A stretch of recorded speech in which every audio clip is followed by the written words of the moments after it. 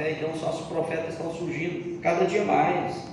Olha aí, ó, capítulo 3, versículo 11. O profeta vai dizer assim: vossos líderes ajuizam debaixo da influência de subornos. Está vendo aqui? Os juízes eram subornados a favor dos ricos contra os pobres. Era subornado, comprado. O juiz, o político, o delegado, aquela autoridade. Ele fala: seus sacerdotes ministram visando lucro, e até vossos profetas fazem revelações em troca de dinheiro. Em troca de dinheiro. Ele continua: e pior, ainda ousam apoiar-se no Senhor, alegando: eis que o Senhor está no meio de nós, nenhuma desgraça virá sobre nossa cabeça. Os irmãos estão compreendendo? Eles faziam tudo isso. O juiz, que representa a autoridade, que representa a justiça, era comprado, era subornado. O sacerdote ministrava visando lucro. Agora imagina se um sacerdote que visa lucro, você acha que ele vai chamar a atenção das pessoas que estão erradas? Jamais.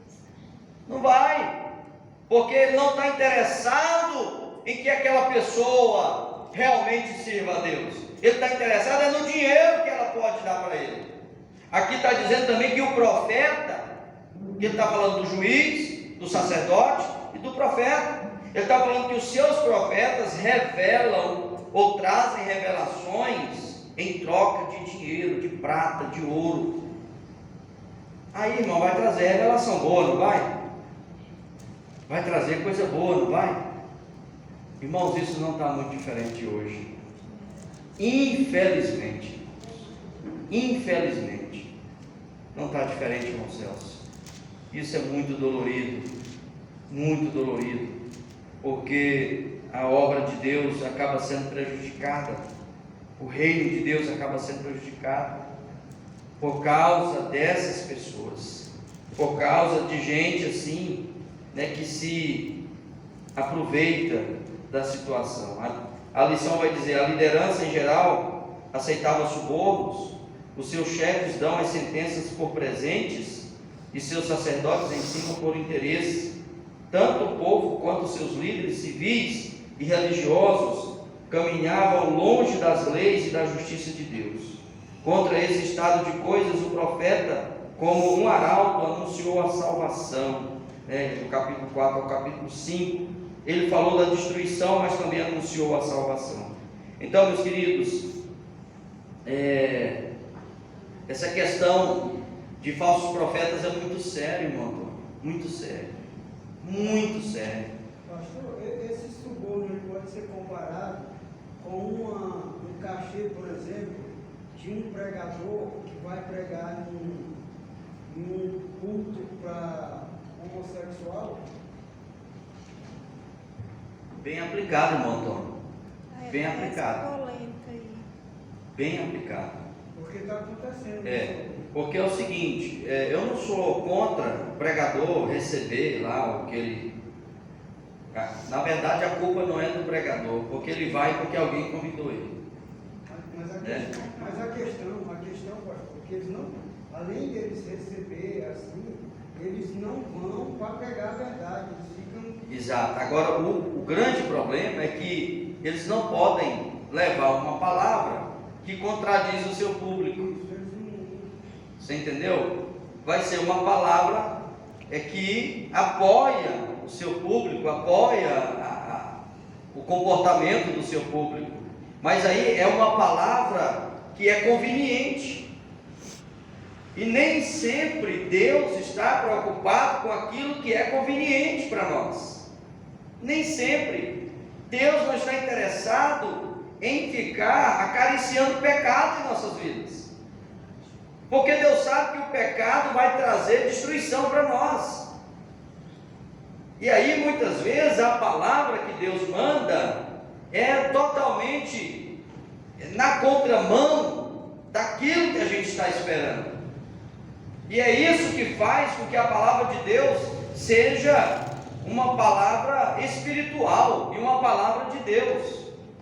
Porque não é aquilo, às vezes, que eu quero, mas é aquilo que eu preciso ouvir.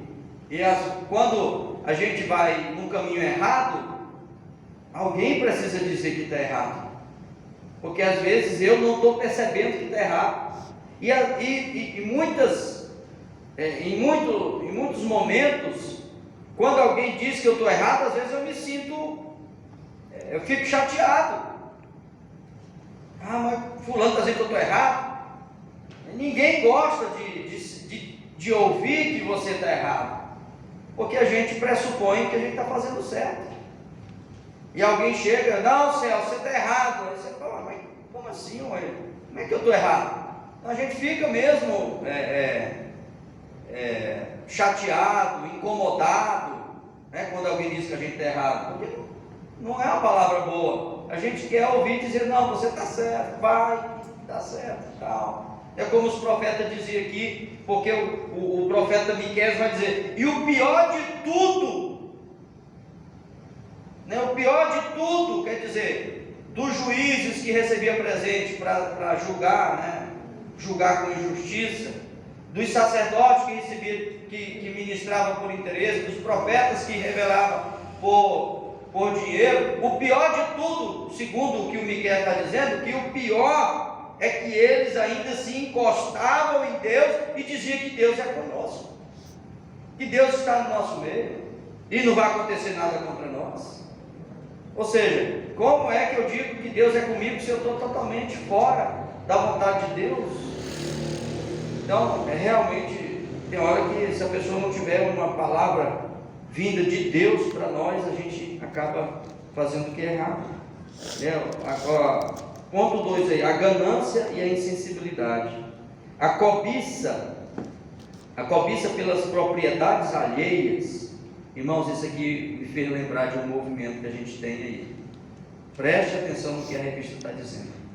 A cobiça pelas propriedades alheias predominava entre aqueles mais abastados, os governantes e os líderes religiosos, uma vez que a riqueza era avaliada pela quantidade de terras que se possuía.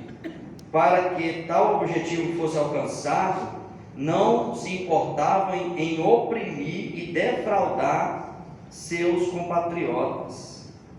A diferença que eu vejo aqui de hoje para aquela época, ou daquela época para hoje, é que naquela época eram os ricos que invadiam a terra dos pobres.